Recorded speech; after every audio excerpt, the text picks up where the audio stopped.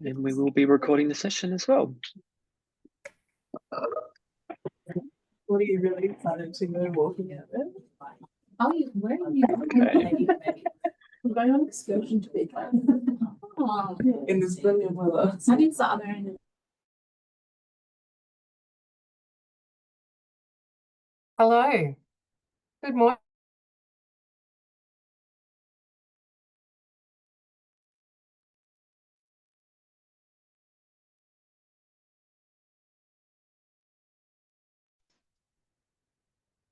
Tara, you're on mute. Sorry, I'm late. Oh, good morning. Good afternoon. Sorry, I'm going to start again. I think I was on mute. My name's Tara Crowe. I'm the Partnerships Lead here at Leadership Victoria, and I'd like to officially welcome everybody to our panel discussion today around success at every stage of leadership. We have prepared a wonderful panel for you today. But before I get into that and hand over to our moderator for today, I would like to first acknowledge that I'm on the lands of the Bunurong people of the Kulin Nation. I acknowledge our First Peoples as traditional custodians of the lands and waters which we gather and connect from today. I want to pay respect to ongoing leadership and storytelling and teaching that Aboriginal and Torres Strait people contribute to, and their elders past and present. Thank you. I'd also like to now hand over to Penny Wilson, who will moderate today's session. Penny is a senior partner and sector lead with SHK Asia Pacific. Penny is also a 2010 Williamson Fellow and has led across the public sector, not-for-profit, and now within executive search. Thank you, Penny, who will no doubt moderate a wonderful discussion, and thank you for your support today. Thank you. Thanks, Tara. And I'd also like to acknowledge the lands I'm broadcasting from as being from the Wurundjeri Wurrung clan. It's the unceded lands that they've always owned, and pay my respect to their elders, past, present and emerging, and all First Peoples here with us today. I think that this is a topic of the time. We've been saying today that success at every stage of leadership is something that's raised with many people I talk to through the week, with my colleagues from the 210 year of Williamson, with who I am still very close. And certainly it's an element of discussion in everything that Leadership Victoria is doing. You don't just have to be in a leadership role to be a leader. In today's uncertain landscape, it's not just about power or rigid directives, it's about adaptability, empathy and resilience. And we're very lucky today to have a panel with us who are going to talk to us about some of their experiences. Joining us today, we have Beta Klepak, who is a well-known consultant in a firm called Today, and she can tell us more about what she's doing with that. Noosh Willow, who is with the Department of Justice and Community Safety and a senior program manager there, who has taken part in many Leadership Victoria programs, and Jonathan Sphere, who is the CEO at Infrastructure Victoria, who is also a Williamson Fellow of 213, I think, and will talk to us about changing in different scopes and contexts. So I think today that agility is something that we all talk about, and being critical. We have to respond quickly. Often this is to changes, but too often it's also to contraction, and people raise budgets as something that constantly troubles them in the way that they have to reconceptualise and address their leadership. That impacts on the organisations, it impacts on their ability to do things, and it's quite stressful for companies to go through that, where they're physically contracting or just having to manage the restricted resources. So the volatile environments that we're responding to are something that are now common. So we talk about change being the new normal, and that's been something that's been established in the last 2 decades or 3 decades. It's no longer something that happens every so often. It's something that happens all the time. Empathy and actually understanding the impact on that change on the people around is also absolutely essential. Leadership Victoria is very well known for its sort of promoting of empathetic leadership, but it also actually actually means about understanding and staying informed and really having some insight into the way that the world around them is being viewed by everyone you're working with, working for, or you hire to work for you. And resilience, there's no doubt that we all need that these days. We have to model how to handle setbacks and maintain focus on long-term goals whilst delivering on very busy daily agendas. And they're things that happen in any role at any level, not just in those that are actually designated leadership roles. So I think that leadership is something we all need to think about all the time, and it's something that changes and evolves as we go through our careers. So we've got 3 speakers who will all take a turn each, and we'll ask some questions of all of them in between, and then a time at the end. We've got a lot of people with us today, so we won't be able to get to every question, but we will ask you to put your questions in the chat. And if your video badge is not your name, please identify who you are when you are asking that question. A reminder that this is being recorded for future Leadership Victoria use, so it's not strictly Chatham House rules, although we like to think that we can talk in confidence amongst Leadership Victoria friends. So what you say will be on the video. And we will try to pull together those questions and respond to as many as we can in the discussion. And I will firstly hand over to Beat to talk about her theme today. Thank you, Beat. Thanks, Penny. Hello, my name is Beata Klepek. I'd like to acknowledge I'm located on the traditional lands of the Wurundjeri Wurrung people, and I too would like to pay my respects to elders both past and present. My pronouns are she, her. I am a woman with short brunette hair, with thin brown frame glasses, and today I'm wearing a black top with a brown pattern on it. Behind me is a green background with a logo of the company that I'm from. So I work for a social impact design studio called Today, and we use design, strategy, and technology in order to help organizations to make their services and their products more inclusive, more accessible, thoughtful, and human.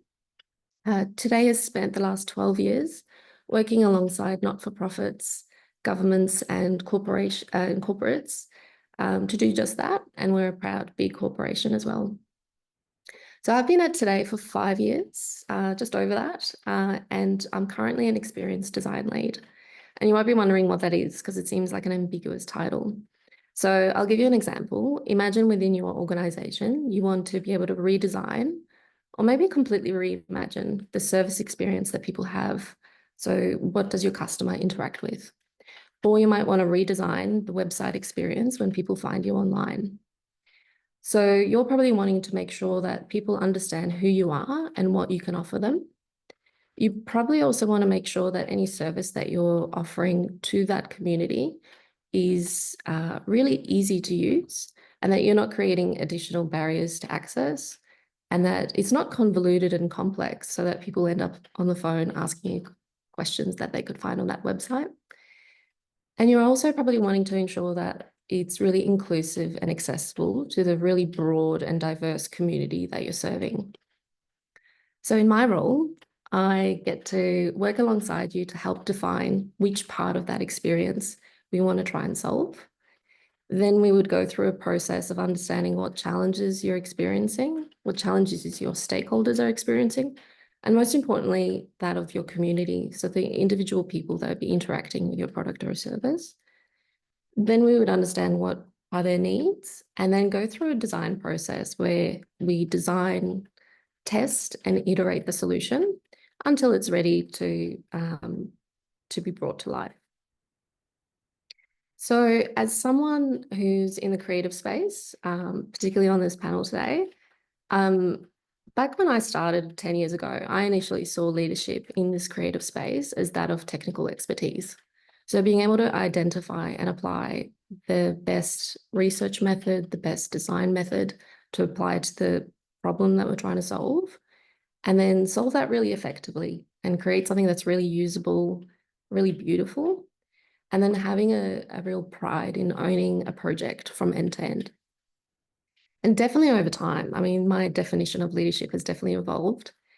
These days, what I gravitate towards too is creating conditions for others to make progress and to do their best work. And within a creative agency context, it's really interesting the different layers in which you have to create conditions for other people. Firstly, I need to create that within my own organisation, within Today. So with my peers and the direct people that I'm supporting. I then need to create the right conditions with my client partners and ensuring that we are working really seamlessly, even though our cultures and our ways of working may be different. And then the third way is creating the conditions for the different community members that we're engaging with as part of our process. And that's a really key part of what we do at Today. And so I thought I'd give you an example of some of the different considerations we have when we're engaging with people in the community, just to give you a bit of a flavour. So a couple of years ago, I was co-designing the physical experience of a mental health and wellbeing hub in regional Victoria. And we were co-designing this with people with lived and living experience.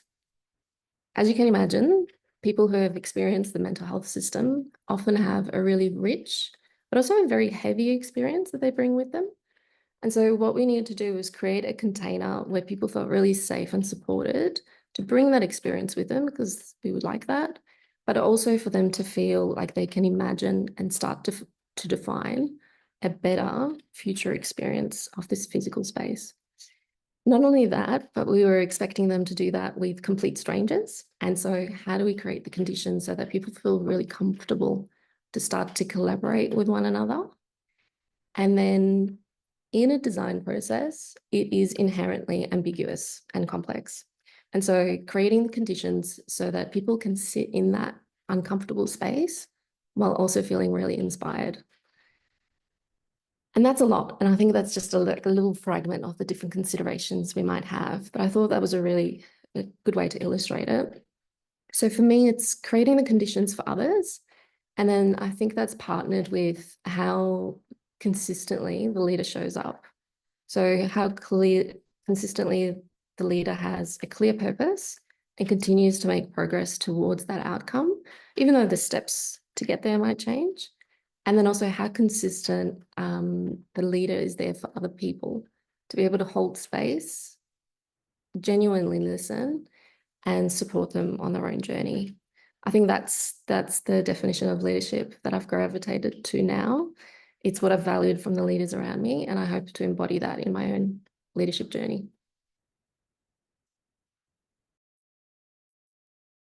That's terrific, Beata. You did say a few things there that I think would resonate with so many people. All of it would resonate with so many people. But I was really delighted to hear you talk about that consistency. That is something that we as a firm that works with people specifically talk to leaders about being a sign of good leadership, that it doesn't matter how brilliant they are, how well known they are, how kind of all-encompassing they may be if they're not a consistent leader. And also that creating space in an uncomfortable situation for others. I might ask the other two speakers if they have any comments on what Beata just talked about. I'm happy to add something, Penny. Thanks, Good afternoon, everyone, and thanks, Beata. And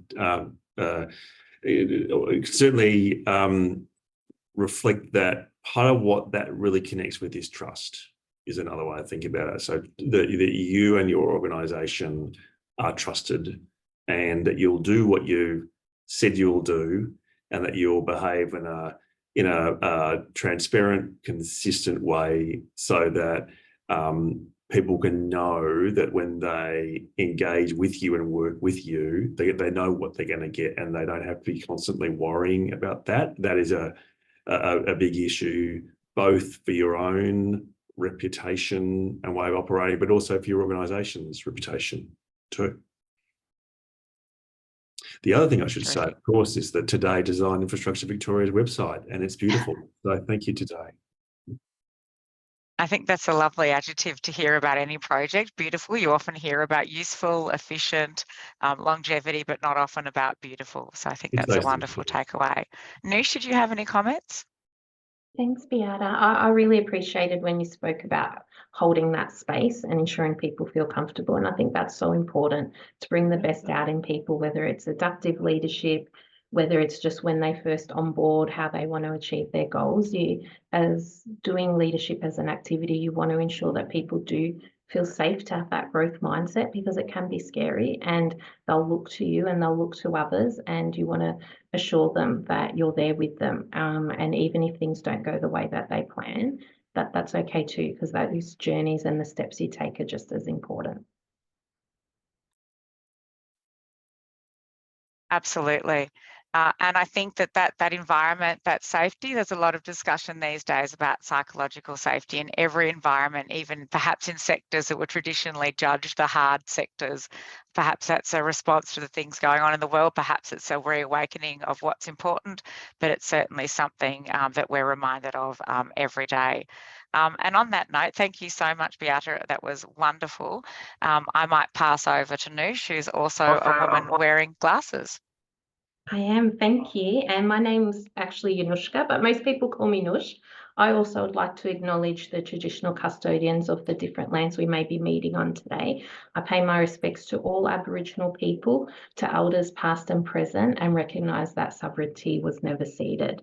So I work as a senior program manager for Department of Justice and Community Safety. My role is to work collaboratively across government departments to strengthen the ways of working and implement local governance for shared projects and reform. This is actually the first time in my leadership career that I don't have a direct team. And that really reaffirms my position that leadership is that activity and not the position or the role, particularly when you are needing to influence others to come along for the journey. For me, I have an old school kind of paper post-it note, and it's a long-term one that has sat on my screen for a while now. And that reminds me that innovation is change that adds value. And I think that's so important, because sometimes when you're on that journey, you can feel really stuck. For me, adaptive leadership is something that most good leaders do, but I don't think we often utilise that language until we're asked to talk about it more, or we attend training, and you kind of start connecting the dots and see that formalising the process. But it's something that you'll see good leaders do every day, because the change is there, whether it's onboarding, the way we onboard people, whether it's a big reform. For me, when I understand about leadership and how we utilize that language, I like to think about our why. So I consider our why, or my why, our purpose, how we create that safe space for people, how we ensure that they feel comfortable to engage, not consult. I like the word engage, because I think that that's more a partnership approach, to that they feel like they're empowered, and also how you inspire people to come along for that journey to reach that end goal or that shared outcome. And sometimes you're not going to have a shared outcome, so how do you still bring them along that space? I often think that I am quite authentic in my approach. I like my values to align to the organisation, and I feel really strongly about the VPS values, because when I think about leadership, there's that need to be genuine and to have integrity and be responsive. I know often you hear leadership is described as quite a selfless type of way of working, but I also think that, there's no better feeling than when you see something being achieved, or someone achieving and thriving in their career, and you hope that maybe your discussion or reflection, or just providing them that space, has assisted them to reach those goals. I think about a leadership moment early on in my career, when I was asked by senior management to attend a forum on their behalf, and it was a multidisciplinary forum, and they were really keen because they wanted to strengthen our partnership and networking. And it was fantastic. When you go to those forums, you feel so good and you're really motivated, and everyone wants to work with you, and you get all these connections. And then the next day I went back to my workplace and I told my manager, and they were just like, no, it's not going to work. It's not going to happen. We need to stick to what we do, no more, no less. And maybe being the firstborn, but that no really created a fire in me. I was just like, oh, I don't know about this. To me, just doing isn't enough. We need to stretch ourselves, and that by creating often different ways of working together, you can achieve better outcomes. Often a lot of times we have to make changes in a cost neutral or resource neutral environment. And I'm okay about that, because the ways of working, it's so important. You hear it a lot now, but to me, we've been doing things sometimes the same for a long time, and just sometimes changing your mindset, or the way you do something, or the way even you interact, or who you partner with, it can make a big difference. I am very much about leadership is not what you do, it's about the things that you actually do. So it's not just you as an individual, it's about what you bring to the space, the project, the situation, and definitely how you empower others and support their growth and learning. And that's really important. I think every day I'm learning something new, I'm growing, and whether I am doing that via my mentors or mentoring others, you're forever in that stage. And when I think about change, I see it as something that occurs every day. We can sometimes have those really big chunky pieces that we have to quickly pivot to, such as when COVID happened and, you know, the expectations stayed the same, but the journey was very different. Or it's just the responsiveness to people who you work with, to community. And those changes happen every single day. And sometimes it's a little bit tricky and you need people to have that space. And I talk about that a lot. People need to feel like it's okay if they're not there yet because they know that you'll support them or that you're going to listen to their voice, even if their voice is going against the grain. And to me, that creates a really safe mindset because early on in my career, when I made a decision once and it didn't turn out the way I wanted, the first thing my manager said to me is that was the wrong decision. And they started reminding me about all the reasons why it was wrong. And that really had me questioning. And I got a little bit emotional at the time. And they said to me, there's no emotions in leadership. You need to cut that out. And for me, fortunately, I had a mentor that day that talked me through that situation. And we went through all the possible outcomes and the different ways it could have occurred. And it allowed me to see that that frustration from my manager was about their fear, their experience, what they were feeling more so than what I had done. And no matter what decision I had made that day, it wouldn't have been the right one. But that was a really crucial moment for me because it allowed me to think about my own emotions and that even when you're having one of those tough days, when someone comes to you, to ensure that they feel that safety, that the first thing I always do is check in and ask how they're going. And it sounds so simple, but we can be really caught up when time is precious to just go straight to the solution or want them to break down why they've done something, and particularly to have it gone right. But for me, it's always about checking in, how you're going, how you're feeling. And then from there, do you want to tell me what's happened? Do you want to talk through it? And I think it just allows people to then know they can take chances. And as long as they're working within their authorising environment, they'll have a manager that will listen and support them. So sometimes those kind of negative experiences, I think, shape you as a better leader. But thanks for having me here today. I really appreciate it. Oh, that's wonderful, Noosh. And I know that people will have been nodding on with some of those stories.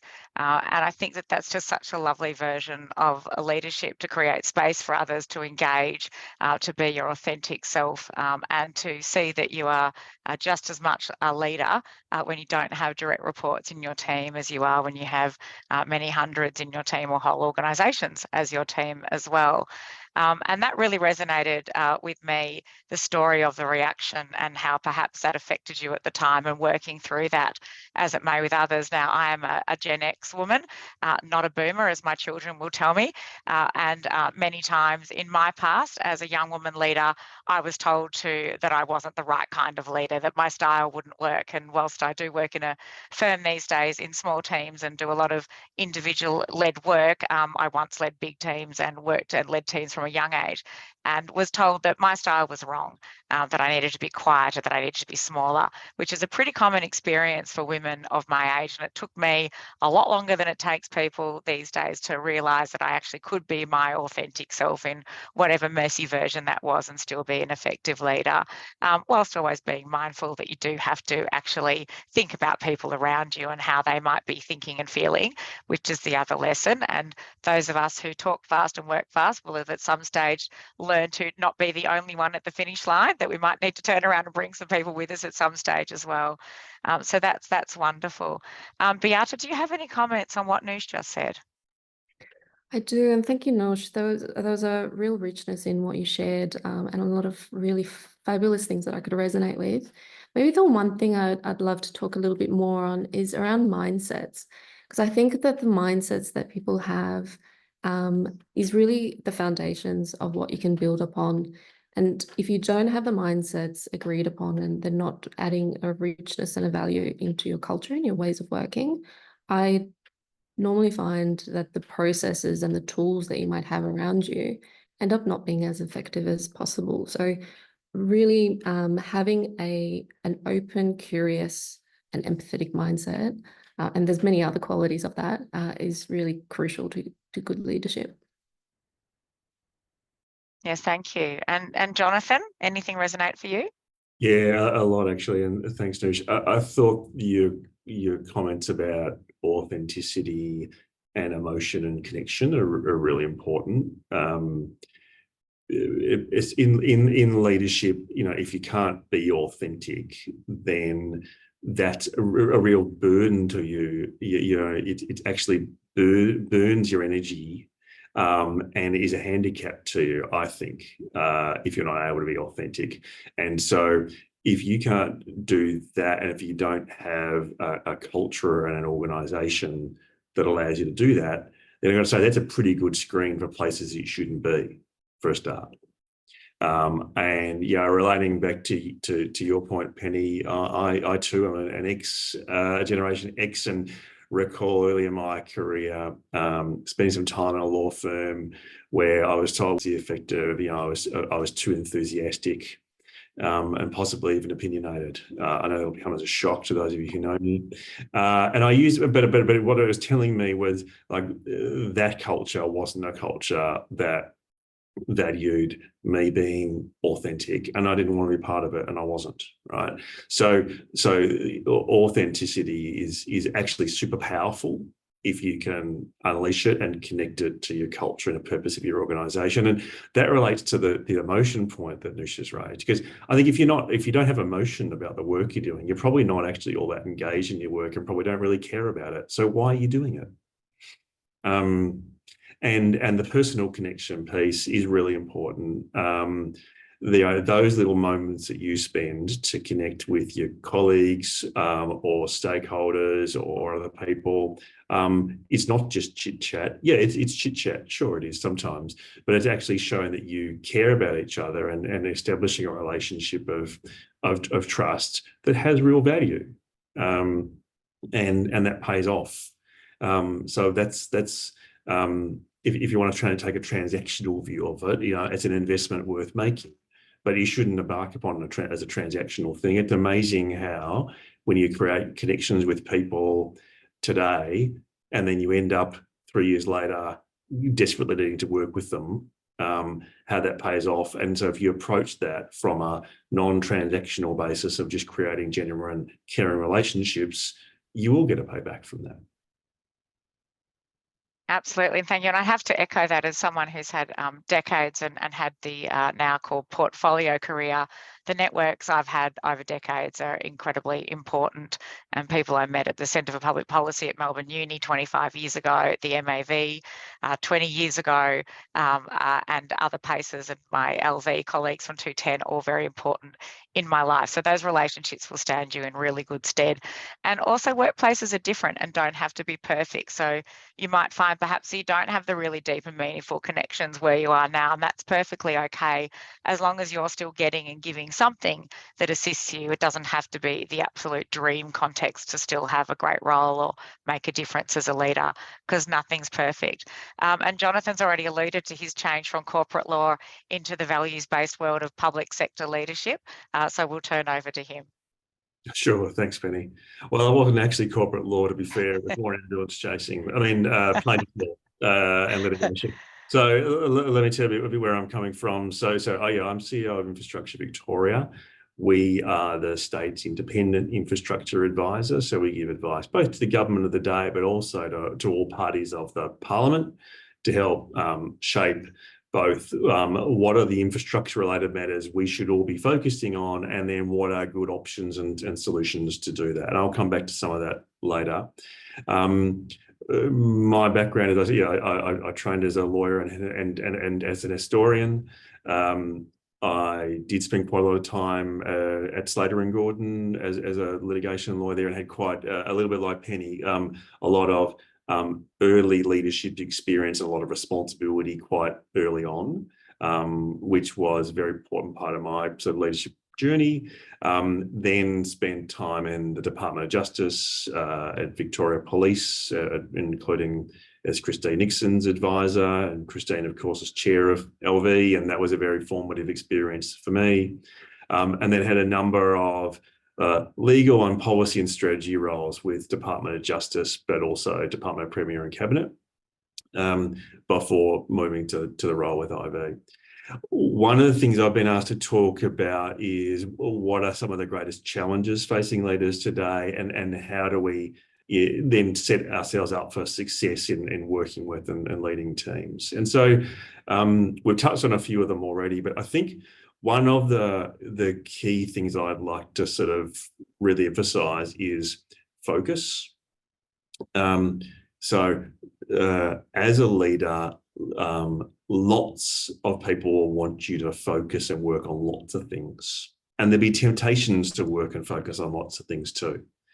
And so that's one of the biggest challenges, that there are lots and lots of challenges out there and lots of problems we could all be working on.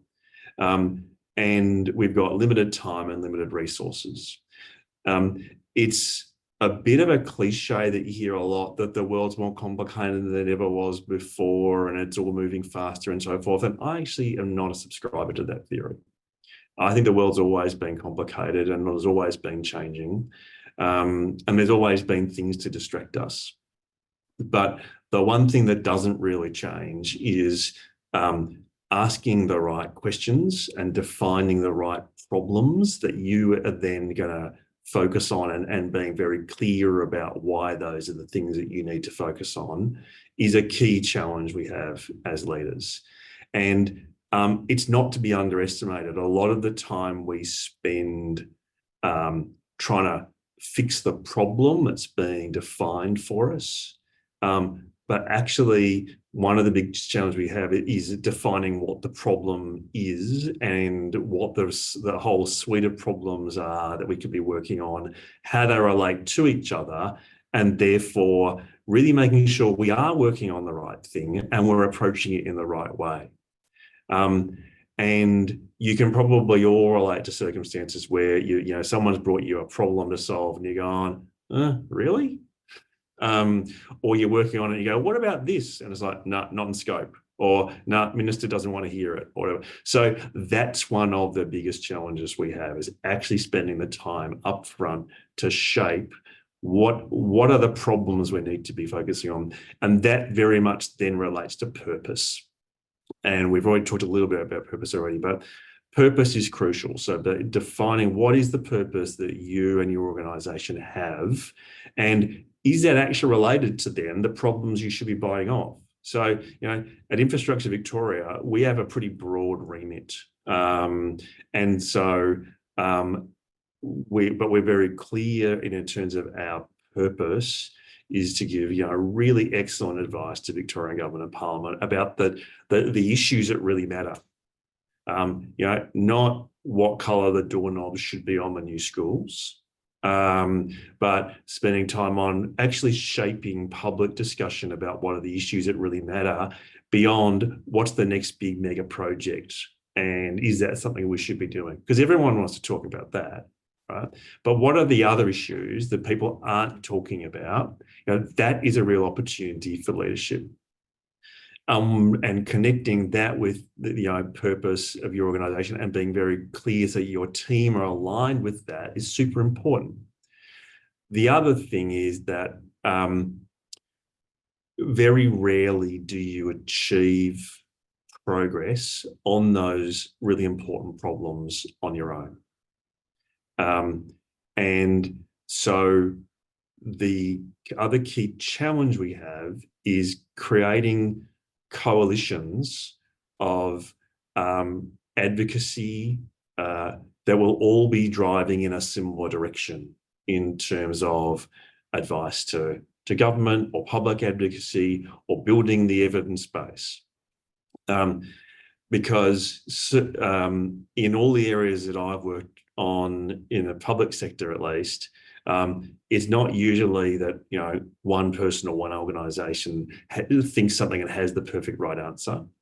It's that lots of organisations do when they can all get behind it. And that's certainly one of the things I've learned over my time, is that having the technically right and perfect answer is great, but it's usually not perfect, and it's usually not enough to be right.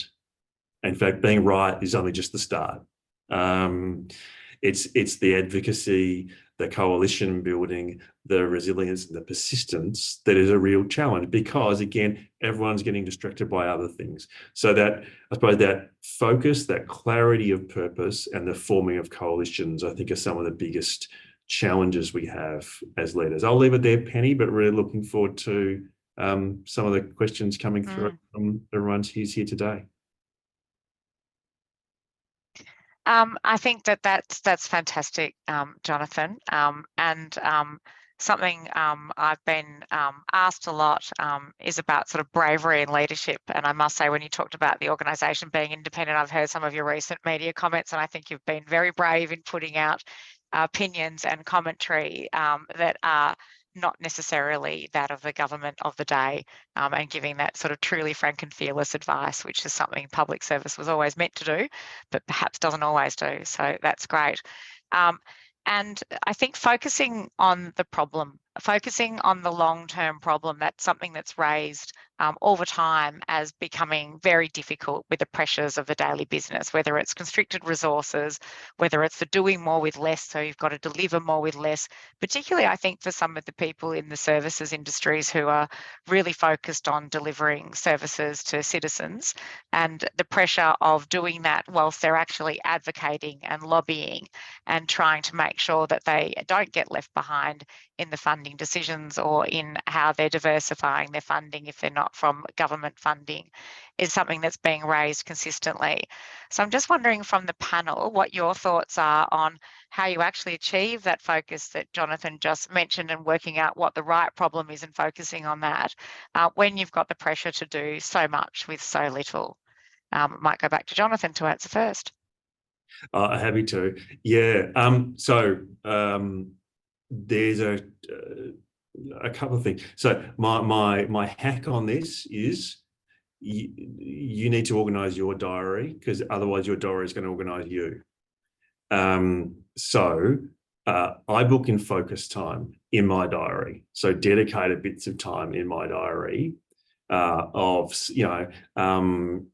at least an hour a day, and on Mondays and Fridays even longer if I can, and I use weekends as well for some of this too, to actually spend the time to deeply think about and work on both the work that the team is doing and that other people are doing that I'm reviewing, but also to spend time to think about what's next, what else should we be doing, because it's very easy to get into a responsive mode where you're playing whack-a-mole with your email. And those of us, those who know me know, I do run a pretty clean inbox, which is not necessarily something to be proud of.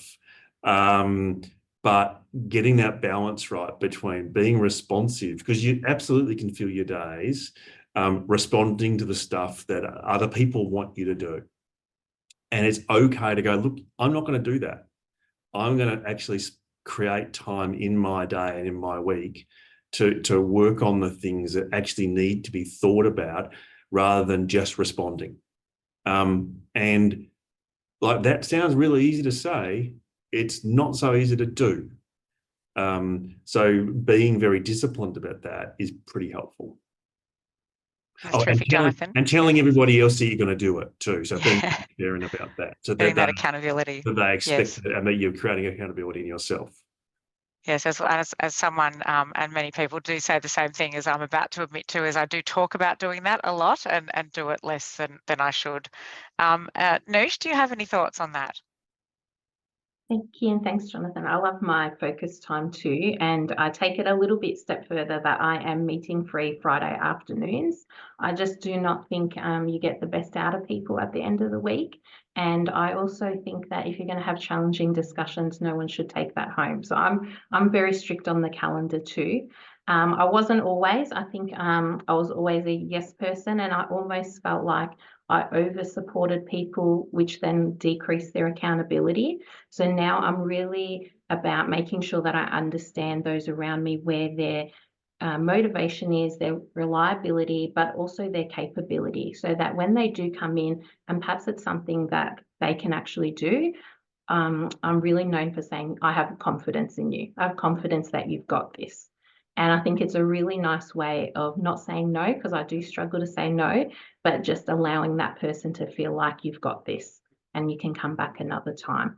But definitely my Friday afternoons, unless it's life and death, it's just not happening. I think you need that time to prepare for your next week as well, and make sure that you're going home in a good space, because you've done a lot, you deserve it.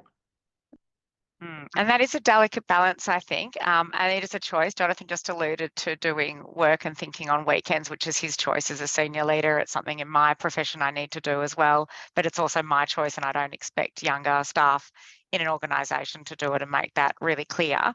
That is something that's brought up, that whether you call it work-life balance or work-life continuum, that modelling behaviour is important, but I do think it's actually really situational, and I'll let you all challenge your own thoughts on that as well.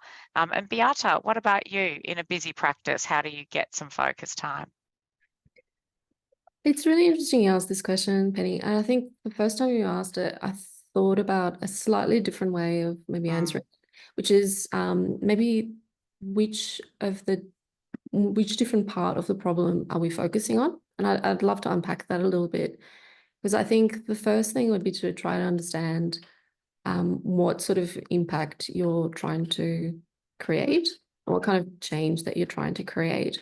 And then I know it sounds unnatural when there is quite a lot of pressure, but to slow things down and understand the different challenges that are being experienced at the time, and take the moment to invite different perspectives to understand that first, then to be able to take a moment to go really wide with the different solutions that you could have for that problem, rather than just going for the most obvious first one. I think sometimes there's a tendency when things are quite quick and we have to make decisions quickly, it can be easy to say, there's this problem, here's an immediate solution. But I think the opportunity to think things through, look at different ways that could be done, maybe see what your other teams are experiencing. I think through the experience I've had today and a few different organizations, is there's a common theme where teams are siloed, and perhaps there's a common problem that different people are experiencing. And without having those conversations and having the moment to collaborate, and like you mentioned earlier, Jonathan, around that kind of coalition between the teams, it can be quite easy to perhaps focus on the wrong thing. So my takeaway would be slow things down, even though it might feel a bit unnatural. I think that's terrific advice. And I think you've started addressing, and thanks to James, has raised a question about challenging the dominant narrative where that may not be welcome. And particularly if there's also a systemic disadvantage such as ableism, racism, gender stereotyping. And I'd add perhaps a context where perhaps change and challenge is not the normal either. So Beata, how would you suggest in that context that someone could perhaps think about putting up their ideas and challenging the status quo or how things are normally done? Yeah, it's a really great question. I wonder which part of it to Big question. Yeah, it is a very big question. I think fundamentally being open to diverse perspectives will be part of my response here. So I think when we consider the diversity of different people, abilities, backgrounds, also technical abilities, I think it may be quite tempting to talk to the mainstream people. So someone regular, someone that you're familiar with, but it takes a lot more effort, or not more effort, it takes more consideration in order to reach people that you wouldn't normally have access to, and to be able to reach people who are typically underrepresented or disadvantaged. And I think by making it the norm that we actually invite people who are at the extreme ends of the spectrum, you will start to have conversations and come up with solutions that will benefit society and community as a whole. I think that would be my perspective. Nush, what were your thoughts on that question?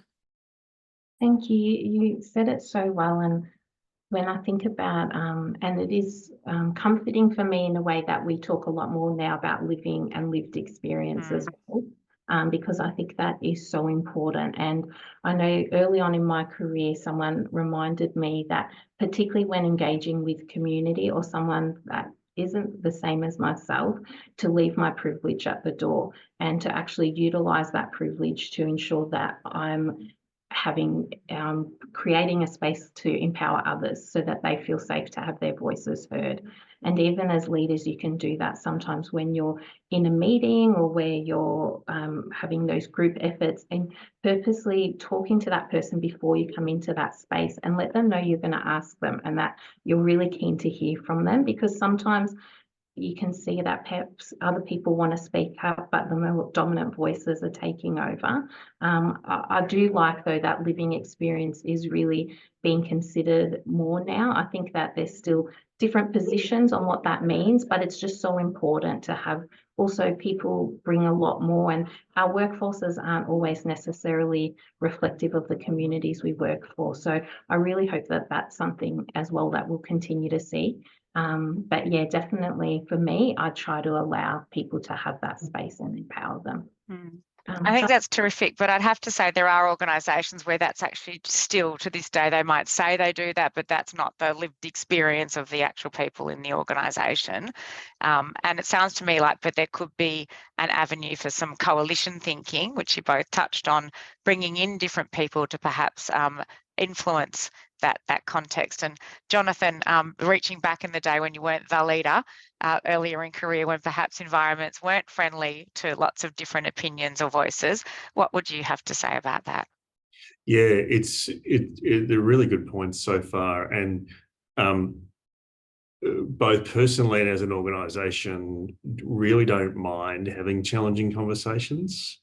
And as you've alluded to, Penny, it's kind of part of the role that we take at Ivy, is to sort of push conversations where they need to be pushed. And one of the things I guess I've learned earlier in my career is sometimes you might want to avoid having that conversation with that stakeholder or group that you don't feel comfortable with, or you think who's going to disagree with you. And so, well, guess what? If you want this to go anywhere, at some point you're going to have that conversation.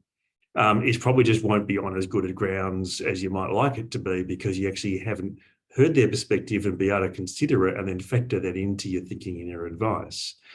So one of the best things you can do, and I learned this the hard way, is to go and speak with the people that you think are most likely to disagree with you or are going to have reasons to push back or be most affected, and actually understand their perspective. And nearly always your research or your advice will be better quality, and you won't look so stupid when you put it out there. And there's all sorts of ways to do that too. You can structure that with one-on-one private conversations, or you can do like some of the things we do in Infrastructure Victoria, which is to have deliberative conversations with members of the community over a period of time as well. So you can structure it up, but nearly always you're going to get a better result by having those conversations that are a little bit scary and probably with the people that you're sort of not so comfortable with. Maybe, Beata, you talked about people with sort of extreme views too. And that's an interesting one, right? Because one of the other challenges we've got is that we are working in what some people I've heard describe as a pandemic of misinformation. And so what do you do about that while still giving good advice? And so part of it, you've just got to have the courage to know whatever you say, particularly if it's interesting and useful, you're going to get some flack about it. So be ready for that, particularly on social media. You should also never read the comments at the bottom of the article on the online newspaper. So bring really good evidence, right? So consult really broadly, bring really good evidence, articulate that evidence really carefully and really and with a pragmatic mindset, and understand that, you know, those people at those extremes, maybe you'll never change their mind, and that's okay. But it's really good to try and understand where they're coming from. But there are limits to the degree to which you can or need to change their minds to drive progress. I think that's right. And absolutely acknowledging that not every context is the same, and that can be incredibly difficult, and it might not be something you can have at a macro level in the environment that you're in now, but there might be aspects of that that you can have play out perhaps in smaller settings or one-on-one. It does take a lot of learning and a lot of resilience to get to those moments. Some practical tips coming in from the forum as well. People have here talked about writing the daily to-do list, even if you're perhaps not a natural list maker, which is something I do, which is actually helping you with your stress, can help you define problems and separate the urgent from the important, from the can be pushed down the track as well. So I think that's practical. Something I think is important is that things don't always go right when you're actually growing your leadership. Not every day is a rosy day. Not everyone has amazing people like the people on this call around them, and things can go a little awry. So one of the questions I asked the panel was to think about their sort of learning moment, their resilient moment when things didn't go well as a result of their thoughts, their leadership, or their actions, not because the external context was changed. So I might ask them to actually openly address that before we wrap to the day, because I think it's healthy to learn that you can get to this level and there's been a lot of learning moments along the way. So Beata, I might start with you. Thanks, Penny. I think one of the biggest, most significant challenges that I faced was, and I'll use a project example to give you context. It was leading a digital co-design project a couple of years ago. There was a Royal Commission into Victoria's mental health system. And one of the recommendations was creating a new digital platform so that Victorians could understand the mental health system and navigate support services. And there was a lot of factors that added complexity to this project. There was a lot of different groups. There was a new division within the Department of Health with people with lived and living experience. And they were just establishing their own ways of working, their own space within what is typically a very bureaucratic department, and also trying to figure out their own boundaries of power. We also had peak bodies that we were working with, and they were trying to help us recruit people with lived and living experience to be part of the project. And they were under extraordinary strain at the time to be able to do that. So it was really quite demanding.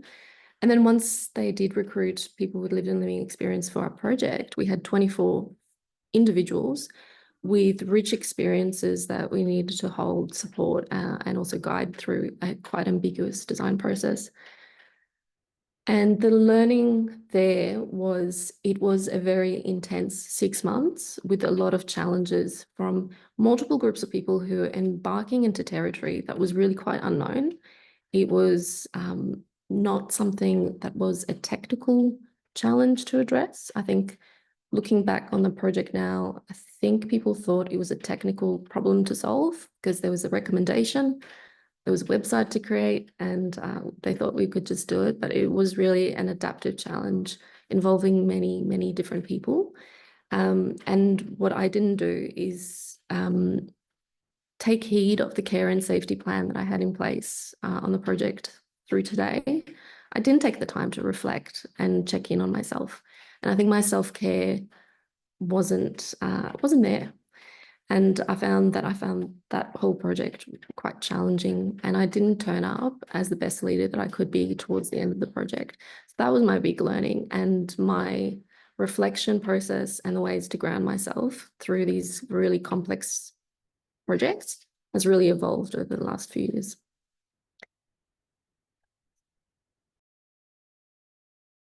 Absolutely. Noosh, a quick reflection? Very quick one for me, probably very early on. I spoke before about how I was just too supportive in that I would do everything for for my team, and I thought that was helping them. And then if they just didn't do something, I was getting so frustrated and thought, why have I become the fallback? But what I realized is my over support was also a little bit too much agency, that I believed I was supporting them, but really sometimes when you're a leader, it can be because you want to shape the outcome and you want to shape the way it happens, and your agency can come out in this over caring kind of parental way, and it really doesn't help you. So it wasn't until someone said to me, "Don't you trust me?" that I realized I'd created this culture where I thought I was caring, but I was actually, people thought I didn't have faith in them. So it was really important for me to think about your agency in the workplace and how you can share that, and make sure that you're meeting, like Benita said, that self-care and your agency outside of work, so it doesn't come into the workplace, that you can be there as a really strong leader and have those people feel comfortable that they can question your decisions. Very wise words, Noosh. And Jonathan. Yeah, sure. So, I mean, I've already referred to one about not consulting with the stakeholders that you think you're going to say are not going to agree with you. Well, that doesn't work for you, I can tell you. But probably another one is some time ago, I got what I thought was a dream role. Leading a team, a crack team, a hand-picked team, working on an area that was really hot at the time and that I was very passionate about. And so that was great. Problem was the minister I was working with had a, let me say, a very distinctive style, which wasn't one that worked well at all with me or my style. And that became very clear pretty quickly. But I batted on for some time in this environment, and increasingly it wasn't working for the minister or for me. Or for the organisation. And so that was a real moment where a lot of my instinct was telling me to not give up and to keep going, and that to show the minister that, you know, that I could do this despite the interesting behaviours. But actually, in the end, what I decided to do, having taken some good counsels for some other leaders, is to realise that this wasn't going to work for me or the organisation or the minister or the thing that we were working on. And so the best thing for me to do was actually to step away from that dream role and do something else. And it ended up in what I actually think is a dream role, what I'm doing now. That was a real lesson for me, I suppose, in knowing when it really is time to tap the mat, because and to get beyond just what your own incentives are. And then often that thing that's really, really terrible actually ends up being just fine in the end. Yeah, I think the leader as hero that can solve everything issue is something that we do come across, and that's a great story, Jonathan. So it might be terrible, but it might work out well. And we, of course, acknowledge that that's not every context as well. And in fact, a comment here, thank you, Vlada, has really noted that the panel seems like very confident leaders who don't feel threatened by their teams, and what happens if you have a leader, basically a toxic leader, that is threatened and silences members of the team. That's a really big topic, and we could fill a whole forum on the dangers of toxic leadership. I could tell many stories of both my own resilience/failure moments and also working with toxic leaders. Sometimes it's what you don't want to be that you're learning from the leader that you have to put up with now, and that's a really big and stressful topic that unfortunately we can't take on right at the end of the forum, but that's something also perhaps, Tara, you might put some responses out and some resources out on that too. It's a really difficult situation, and something I once told someone I was mentoring when they tried everything and it didn't work is that might be the situation that you have to leave. And of course there are strictures on that. People have financial strictures, or they have obligations. They may not be able to step out of a role just because it's actually happening to them at the time, and we acknowledge that as well. But thank you all to the panel. They were amazing and open stories. Thank you to the questions from the floor. Someone did ask where they can get access to the recording. I think Leadership Victoria will make that known after the event, and there's some follow-up here for us as well. So thank you all. If you're in Melbourne, stay dry. It's pouring with rain here. And I wish you all well and a safe journey, whatever today holds for you. Thank you for attending, and thanks to Leadership Victoria. Thank you, Penny. Bye. Thanks for having us. Thanks, everyone.